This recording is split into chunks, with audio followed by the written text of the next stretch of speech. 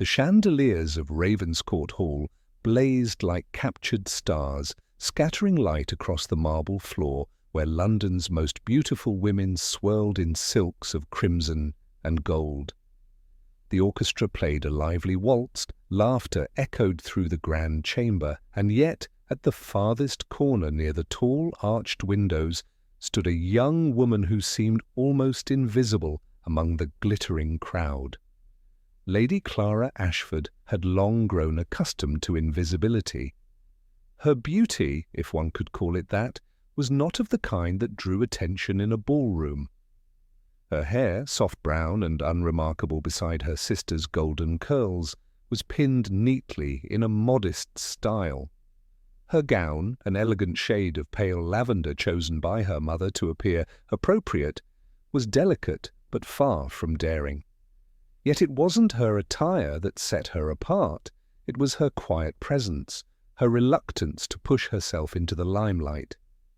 Around her, the chatter was merciless. "Poor Clara," one debutante whispered behind her fan.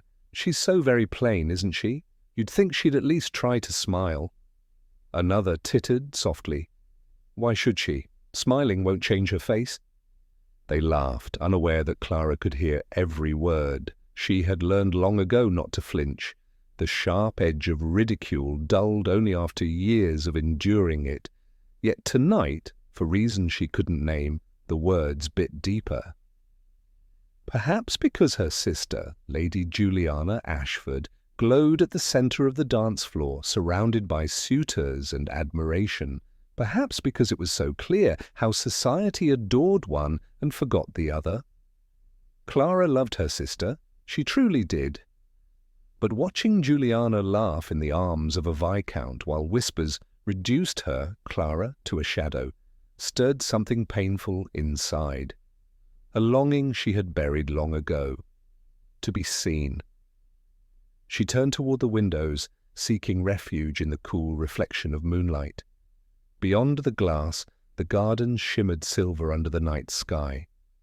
For a fleeting moment, she let herself breathe. Then a voice interrupted her thoughts, deep, calm, commanding. "Do you always hide by the window, my lady?" Clara startled and turned. Standing behind her was the Duke of Ravensshire, a man whose very presence drew every gaze in the room. Tall and broad-shouldered, with dark hair and eyes like storm clouds, he was the kind of man whose charm could silence a ballroom. His reputation preceded him, a war hero, a widower, and perhaps the most sought-after gentleman in all of England. "I beg your pardon?" Clara managed, her pulse quickening. He smiled faintly.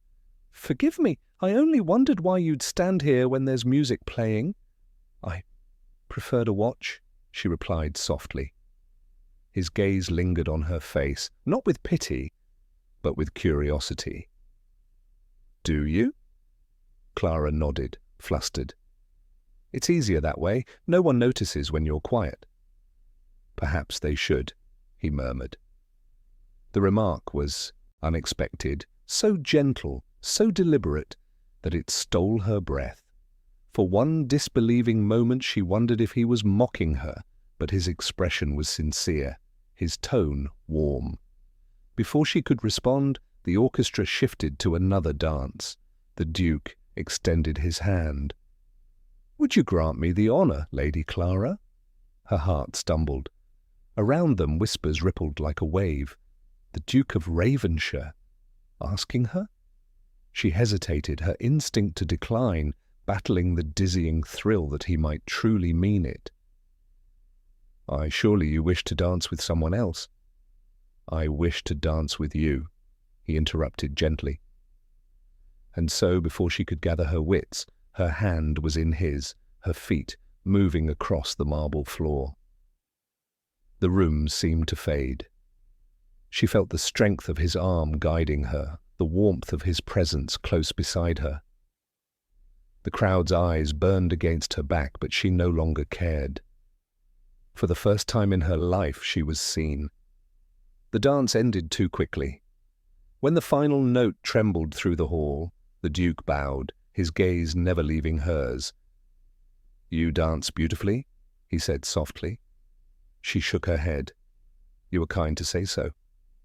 He smiled, a real, unguarded smile that transformed his stern features. "Not kind, honest." Before she could respond, he was gone, drawn away by the host and the duties of a nobleman. But the warmth of his words lingered long after he left. Later, when Clara overheard more whispers, cruel remarks about how the plain sister had to steal attention for once, she merely smiled faintly to herself. Because for the first time in years, their cruelty could not touch her. Someone had seen her, not for beauty, not for lineage, but for herself. And that, she realized, was more powerful than all their laughter. The next morning, the world of London's elite was already buzzing with disbelief. By breakfast, every tea table and carriage ride brimmed with the same scandalous whisper. The Duke of Ravenshire had danced with Lady Clara Ashford. To the idle gossips of Mayfair, the idea was laughable, almost offensive. The Duke, with his wealth and rank and devastating charm, had no shortage of dazzling ladies vying for his attention. And yet he had chosen her, the quiet, unremarkable Ashford girl, the one most barely remembered existed. At the Ashford estate, the news struck like thunder. Lady Juliana nearly dropped her cup when their mother, flushed with nervous excitement, repeated what she'd heard. "The Duke of Ravenshire?" Juliana gasped. He must have been misled. Perhaps he mistook her for someone else. Lady Ashford sighed, but could not hide a flicker of hope. "Nonsense, Juliana. The Duke is a man of distinction. He would not dance with a woman by accident." Clara, sitting silently by the window, wished she could vanish into the drapery. "It was only a single dance," she murmured. "It meant nothing." But deep down she knew she was lying, not to them, but to herself. The warmth in his eyes, the sincerity in his voice, the quiet way he had looked at her as though the world around them had ceased to exist. It had meant everything. Still she refused to let her mind linger on what could never be. The Duke had been polite, perhaps even kind, but his world was one she would never belong to. She had spent too many years being reminded of her plainness to indulge in foolish dreams. Days passed, and Clara returned to her usual rhythm of quiet mornings and long walks in the gardens. But wherever she went, she could not shake the strange feeling that she was being watched. Not in a frightening way, but as if the air itself held a secret. That secret revealed itself one afternoon as she strolled by the rose arches near the lake. "Lady Clara?" came the now familiar baritone voice. She turned, startled, and found him standing there, the Duke of Ravenshire himself, impeccably dressed, his dark hair stirred gently by the breeze. "Your Grace," she said, dipping a curtsy, "you honour our gardens." "I had business nearby," he said, his tone casual, though there was warmth in his gaze. "And I thought since I had the time, I might pay a call." Her brows lifted slightly. "Upon my family or upon me?" His lips curved. "Both, if you'll allow it." Clara was too stunned to answer at first. Few men visited unannounced, and none of his rank had ever come without purpose. He walked beside her as she continued along the path, his hands clasped behind his back. "You seem fond of quiet places," he said after a moment. "They are kind," she replied. "They don't ask me to compete with anyone." The Duke studied her with interest. "And yet, you compete without even trying." She frowned. "You are teasing me, Your Grace." He shook his head. "I assure you I am not." Their conversation drifted easily. About books, about the countryside, about the ways in which people hide behind masks. And as they spoke, Clara felt something she had never experienced with any man before. ease. Later that week, they met again, and this time at Lady Pembroke's luncheon. Clara had not expected to attend, but her mother insisted, hoping to quiet gossip with a display of confidence. When they arrived, heads turned. Ladies whispered, "That's her," as though pointing out a curiosity at an exhibition. Then across the drawing room, Clara met the Duke's eyes. His expression softened. Ignoring the murmurs, he crossed the room and bowed before her. "Lady Clara," he said, offering his arm, "will you walk with me?" Her heart stuttered. Around them, fans snapped open in shock. Juliana's face paled with disbelief. "He cannot be serious," she muttered to a friend, but he was. As they walked through the manicured garden, he spoke not as a duke addressing a shy girl, but as a man addressing someone whose company he genuinely enjoyed. He asked about her sketches, her favourite flowers, her thoughts on the latest novels. He listened, truly listened. And Clara, unsure how to bear such attention, felt her guard begin to tremble. When they returned, silence followed them. The boldest of the ladies approached Juliana with thinly veiled malice. "Your sister must be quite persuasive," one said, forcing a laugh. "How else would the Duke favour her?" Juliana's smile tightened. "The Duke is charitable. He likely pities her." The words stung, though Clara pretended not to hear. But as the Duke took his leave, he paused beside her and spoke softly enough that only she could hear. "Do not let their cruelty make you small, Lady Clara. Some flowers take longer to be noticed, but they are no less beautiful." Her throat tightened. Before she could reply, he bowed and departed, leaving her trembling, not with embarrassment this time, but with something she had never dared to feel before, hope.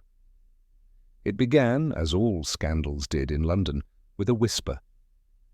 By the end of the week that whisper had swelled into a roar. Lady Clara Ashford, the plain sister, had captured the interest of the Duke of Ravenshire. Some called it a miracle, others, more cruelly, called it a joke. To those who thrived on gossip, the notion was too delicious to ignore. They claimed the Duke was merely amusing himself, that he pitied her, or sought to make a statement by choosing a wallflower instead of a diamond. The laughter spread faster than wildfire, and before long, every drawing-room in Mayfair was echoing with the same refrain. How could a duke desire someone so utterly ordinary? Clara, unaware of the full extent of the cruelty, continued to live quietly, though the tension in her household was impossible to miss. Juliana's smiles had grown brittle. When she spoke to Clara, her tone carried an edge sharp enough to cut glass. "Do not let your imagination run away with you," she warned one morning as their maid dressed her hair. "The Duke is simply kind. He pities you, nothing more."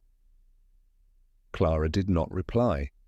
She had learned long ago that her sister's beauty was both her armour and her weapon. Juliana was accustomed to admiration. Anything that threatened her reign, even a whisper of it, became an enemy. But one could only endure jealousy quietly for so long. The breaking point came at Lady Whitmore's summer soirée, a glittering affair held in the open gardens of her estate. Lanterns floated like fireflies above marble fountains, and a string quartet played beneath a rose-draped archway. The air shimmered with perfume and pride. Juliana, radiant in a golden gown, was the centerpiece of attention, surrounded by admirers. Clara, in a soft blue dress chosen to blend rather than stand out, kept to the edges as usual. The Duke was expected that evening, and though she told herself not to care, her heart betrayed her with every anxious glance toward the entrance. When he finally arrived, tall, composed, every inch the perfect gentleman, the entire crowd stirred. Yet his gaze, sweeping over the sea of glittering women, halted on her. For a heartbeat, Their eyes met, and the noise of the garden faded. His expression softened in a way that was unmistakable, and that single look was enough to set tongues wagging. Juliana saw it too. The faint smile that curved her lips vanished, replaced by a mask of fury. But she did not lash out immediately. No, Juliana was clever. She preferred cruelty served elegantly. Later that evening, when the guests gathered for a toast, Lady Whitmore, nudged no doubt by Juliana's poisonous whispers, proposed a game. She invited everyone to raise their glasses to beauty, grace, and charm, calling upon each gentleman to compliment the lady he found most enchanting. Laughter filled the air as the men obliged, showering praise upon the most glamorous women. Then, with feigned innocence, Juliana's voice rang out clear and sweet. "And what of my dear sister, Lady Clara? Surely someone must find something to admire." A few snickered behind their fans. A young lord, emboldened by wine, said lightly, "She's very polite." Laughter erupted. Someone else added mockingly, "Indeed, the perfect wallflower, so quiet you'd hardly know she's there." Clara froze. The laughter was a storm, each sound striking like a lash. She felt every mocking gaze as if it were a weight pressing her to the ground, and through the blur of tears she refused to shed, she saw Juliana smiling, soft, triumphant, cruel. But then another voice cut through the laughter, deep, clear, and cold as steel. "Enough!" The Duke's tone silenced the crowd. He stepped forward, his expression thunderous, his eyes fixed on the men who had spoken. "If ignorance were currency, gentlemen, you would be wealthy indeed." Gasps followed. The Duke of Ravenshire rebuking peers for her? It was unthinkable. He turned toward Clara, and though his anger had not yet faded, his voice softened. "Forgive me, Lady Clara. I should not have allowed their foolishness to continue so long." The crowd shifted uneasily. Juliana's painted smile faltered, her fingers tightening around her glass. Clara swallowed hard, her heart a storm of disbelief. "You owe me no apology, Your Grace." "On the contrary," he said quietly, "I owe you more than one." He offered his arm. "Walk with me." The murmurs began again, but softer this time, tinged with shock. Every head turned as Clara, trembling but composed, placed her hand on his arm. Together they walked away from the laughter, the Duke shielding her from the eyes that had once mocked her. They stopped near the edge of the rose garden, beneath the pale glow of the moon. The silence between them stretched, heavy and fragile. Finally, he spoke. "You must know," he said, his voice low, "that what they say of you is false. They mistake gentleness for weakness, quiet for invisibility. I see what they cannot." Her throat tightened. "And what is that, Your Grace?" He met her gaze steadily. "A woman of courage, of grace, and a beauty not born of vanity but of kindness." No one had ever spoken to her like that. No one had ever seen her like that. For a long moment, neither spoke. Only the music from afar drifted faintly through the night. When he finally bowed and took his leave, Clara stood motionless, her pulse trembling. For years she had endured ridicule and mockery without hope of reprieve. But tonight, under the moonlight, something within her shifted. She was no longer invisible. The days following Lady Whitmore's soirée were filled with shock waves that rippled through every corner of London's high society. What the Duke of Ravenshire had done, defending the plain Ashford girl, escorting her away before the eyes of everyone who had laughed, was nothing short of scandalous.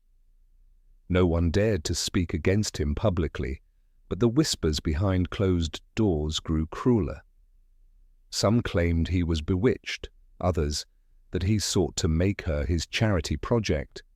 But one thing was certain, the Duke had shattered the unspoken rule that beauty alone defined worth. At the Ashford estate, the consequences were swift.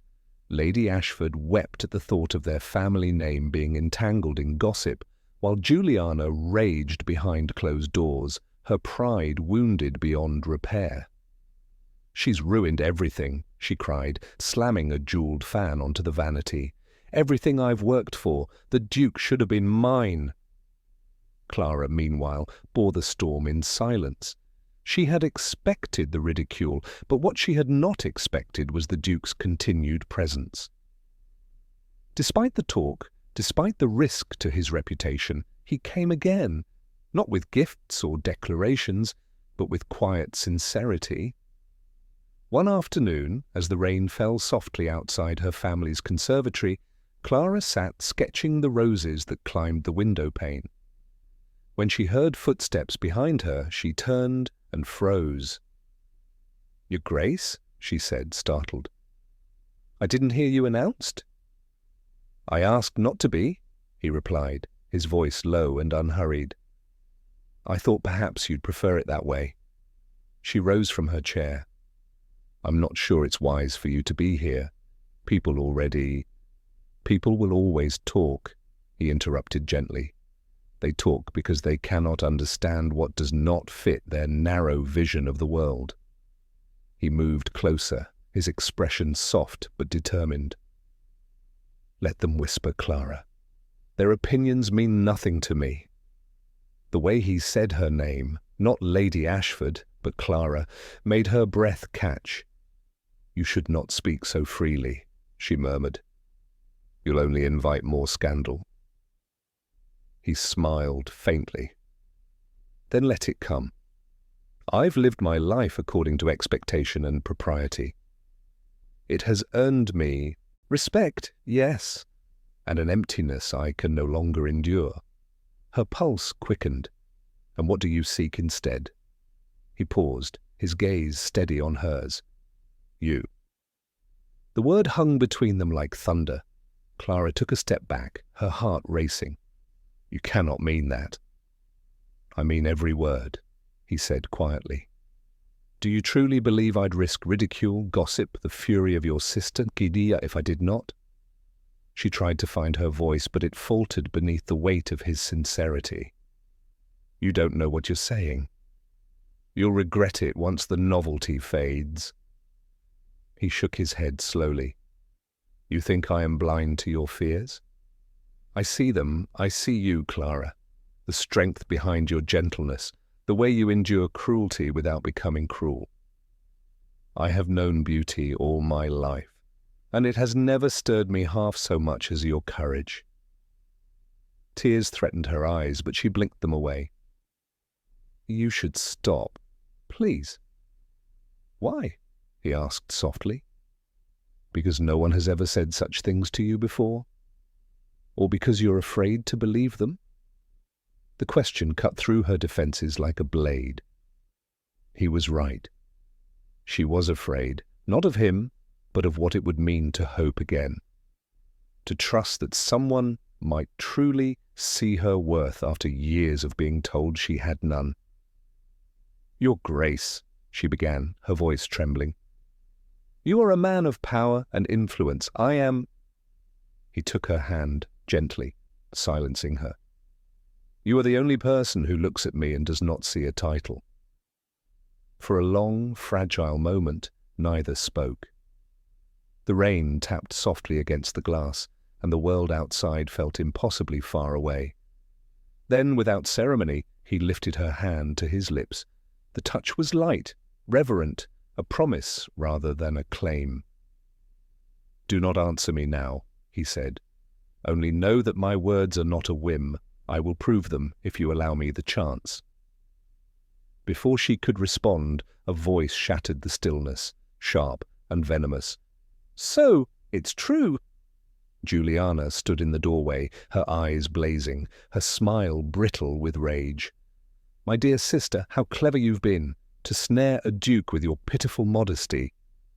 "Juliana?" Clara began, but her sister's laugh was cold. "Oh, don't play innocent. It's all anyone talks about now. the plain little Ashford girl catching the great Duke's pity. "Tell me, Your Grace, do you plan to make her your wife, or simply your charity project?" The Duke's expression turned to steel. "Be careful, Lady Juliana. You tread on ground far beneath your dignity." "Dignity?" she hissed. "I lost that the moment you chose her over me." She spun and stormed from the room, leaving silence in her wake. Clara's cheeks burned with shame. "I'm sorry." "You have nothing to apologize for," the Duke said firmly.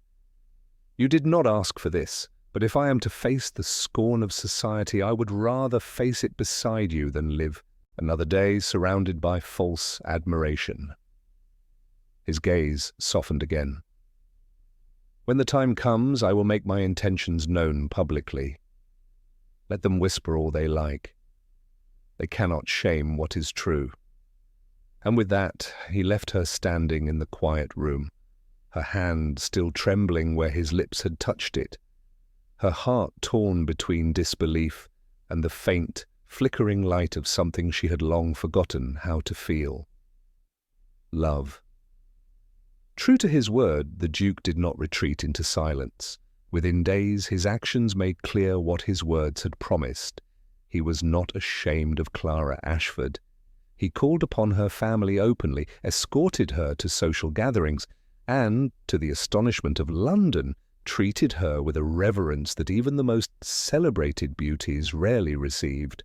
But with every kind gesture he offered, society's whispers grew harsher.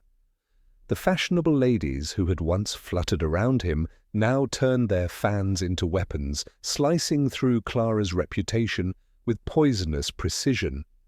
They mocked her gowns, her quiet manners, her unremarkable features. "He'll tire of her," they said knowingly. "Men like him always do." Juliana's jealousy festered into something darker. No longer able to bear her sister's quiet grace in the face of triumph, she began to plot. Her opportunity arrived when Lady Halford announced a grand charity ball to raise funds for the Children's Hospital, a cause the Duke had long supported.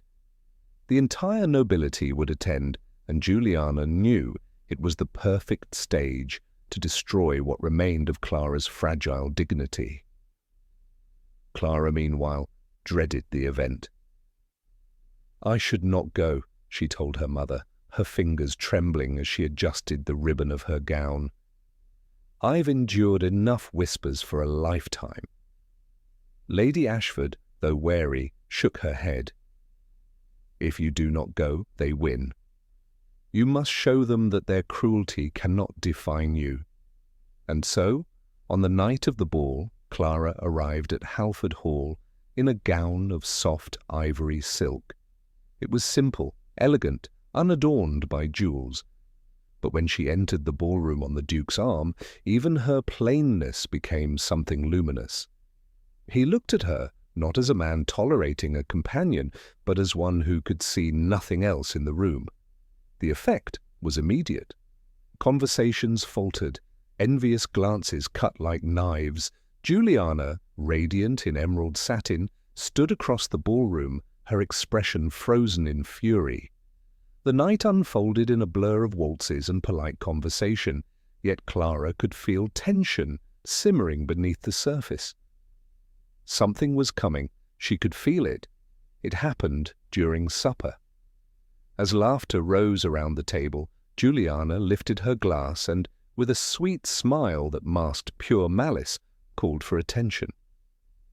"My friends," she said, her voice carrying easily through the hall, "I believe this evening would be incomplete without a toast.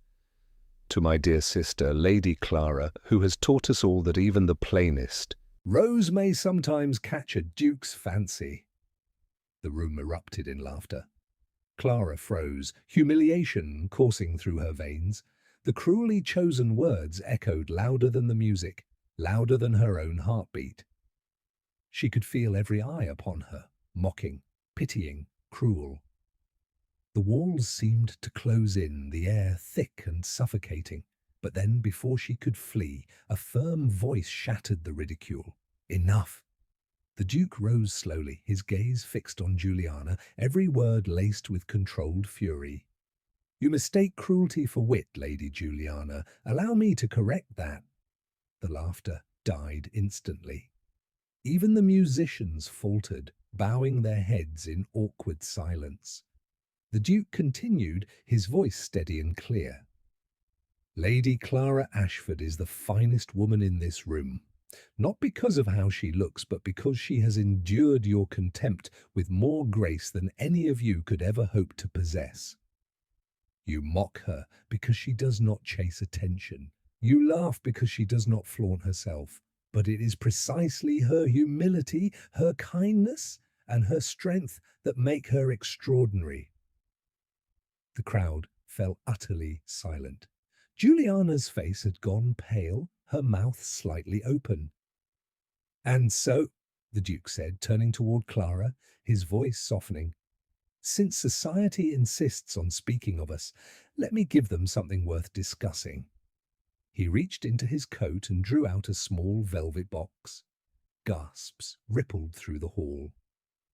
Clara's breath caught as he knelt before her. "Lady Clara," he said, his voice trembling just enough to betray the depth of his emotion, "from the moment I met you, I saw not the plainness they mocked, but the light that others were too blind to recognize. You have changed me. You have reminded me what it means to truly see. Will you do me the greatest honor of all and become my wife?" For a moment, the world seemed to stop. The ballroom that had once mocked her now held its breath. Clara's eyes filled with tears, not of shame, but of disbelief, of awe, of joy. She glanced at Juliana, whose fury was barely concealed beneath a brittle mask of politeness, and then back to the man kneeling before her. "You cannot mean this," she whispered, her voice trembling. He smiled faintly. "I have never meant anything more." Her heart ached, her pride warred with the vulnerability she had carried for so long. Then, slowly, she placed her hand in his. "Yes," she said softly, "I will." The crowd erupted, some in applause, others in stunned silence, but Clara heard none of it. The only sound that mattered was the Duke's quiet exhale of relief as he rose and pressed her hand to his lips. For the first time in her life, Clara did not feel small. She felt seen. The days that followed the Duke's proposal were a storm of astonishment and scandal.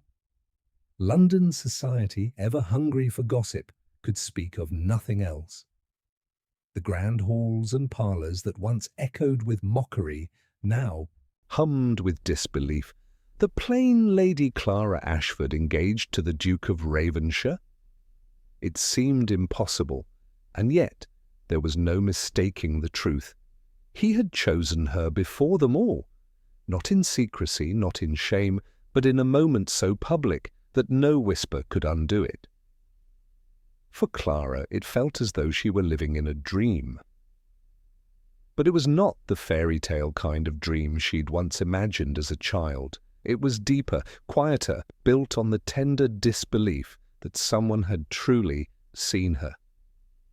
The days were filled with preparations, seamstresses, florists, letters from acquaintances suddenly eager to reconnect. Yet beneath the frenzy, Clara felt an unfamiliar calm. For once, she did not care what they thought. Still, there were moments of doubt, old scars that whispered cruelly when she looked in the mirror. They will never see what he sees.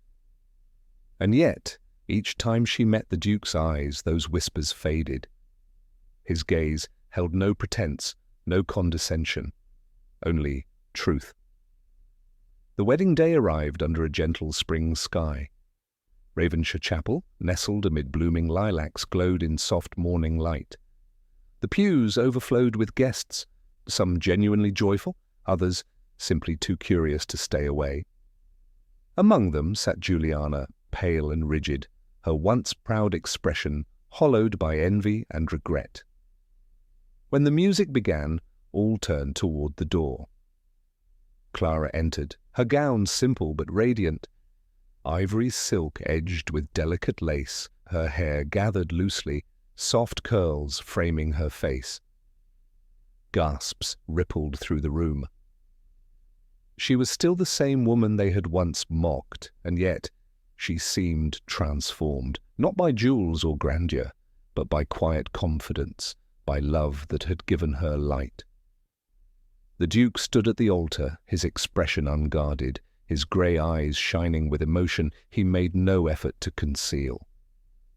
As she walked toward him, the world seemed to fall away. The crowd, the whispers, even her fear. There was only him. When they joined hands, the priest's words faded into the background.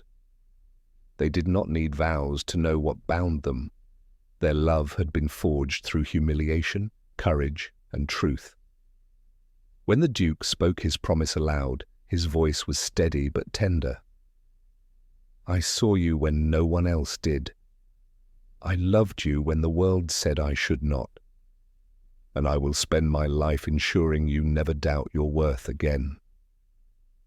Tears glistened in Clara's eyes. When her turn came, she whispered, You gave me back what the world tried to take, my belief that I am enough.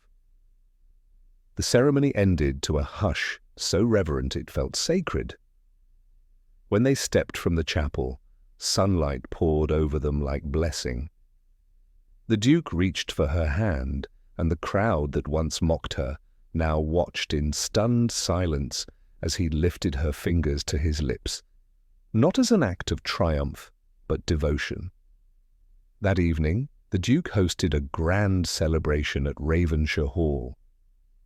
The ballroom, once a place of Clara's deepest shame, now shimmered with golden light and joy. As the orchestra struck the opening notes, he turned to her with a soft smile. May I have this dance, my Duchess? She laughed, a sound as pure as the music itself. I thought you'd never ask. As they moved across the floor, the guests watched in awe. The same people who once whispered of her plainness now whispered of her grace. The same men who once overlooked her now envied the Duke's gaze, a gaze so full of love it seemed to illuminate her from within. Around them, the chandeliers glowed brighter, and the air filled with warmth. In that moment, Clara realized that her life had come full circle. The ballroom where she had once stood invisible was now the stage where she was most seen. Halfway through the dance, she leaned closer, whispering so only he could hear. They mocked me for being plain. He smiled, tightening his hold on her hand. Then they are blind, my love, for I see only you. The words, simple yet powerful, washed away the last remnants of her old pain. She looked up into his eyes and saw not pity, not admiration, but something far greater. Partnership. As the music swelled, Clara felt a peace she had never known. Her beauty had never been in the color of her eyes or the smoothness of her skin. It had always been in her heart, in the quiet strength that refused to break even when the world tried to shatter it. And now that strength had been seen, cherished, and returned in kind. When the final note faded, applause thundered through the hall. But the Duke and his Duchess barely heard it. They stood close, forehead to forehead, smiling through tears as the world blurred around them. For the first time in her life, Clara was not invisible. She was radiant. And beside her, the man who once changed everything whispered once more, softly, but with eternal certainty, I see only you.